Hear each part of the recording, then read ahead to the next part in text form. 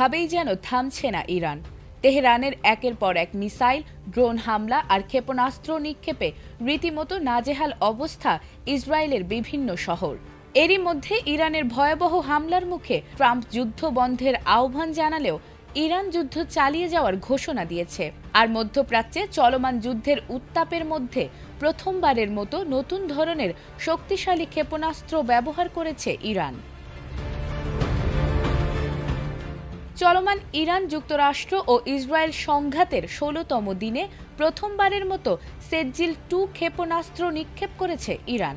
রোববার দেশটির রাষ্ট্রীয় গণমাধ্যম বিষয়টি নিশ্চিত করেছে।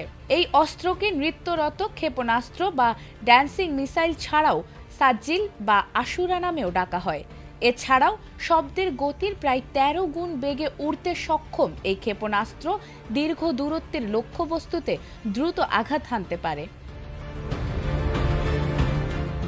এটি ইরানের নিজস্ব প্রযুক্তিতে তৈরি একটি শক্তিশালী মাঝারি পাল্লার ব্যালিস্টিক ক্ষেপণাস্ত্র, যা সর্বোচ্চ ২০০০ কিলোমিটার দূরের লক্ষ্যবস্তুতে আঘাত হানতে পারে।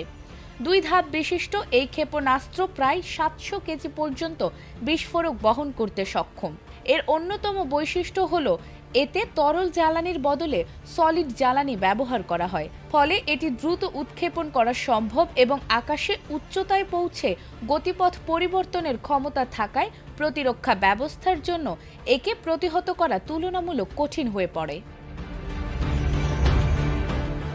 যুক্তরাষ্ট্র ভিত্তিক একটি গবেষণা প্রতিষ্ঠানের তথ্য অনুযায়ী ক্ষেপণাস্ত্রটির দৈর্ঘ্য প্রায় ১৮ মিটার, ব্যাস ১.২৫ মিটার এবং ওজন প্রায় ১২,৬০০ কেজি।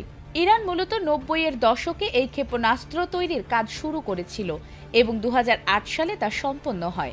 একই বছর প্রথমবারের মতো পরীক্ষামূলকভাবে উৎক্ষেপণ করা হয়েছিল সেজ্জিল। বর্তমানে এর দুটি সংস্করণ রয়েছে, সেজ্জিল-1 ও সেজ্জিল-2। এর মধ্যে সেজ্জিল-1 স্বল্প পাল্লার হলেও রোববার যে সংস্করণটি ব্যবহার করা হয়েছে সেটি হল মাঝারি পাল্লার সেজ্জিল-2। বিশ্লেষকদের মতে নতুন এই ক্ষেপণাস্ত্র ব্যবহারের মাধ্যমে ইরান তাদের দূরপাল্লার হামলা সক্ষমতার শক্ত বার্তা দিতে চেয়েছে।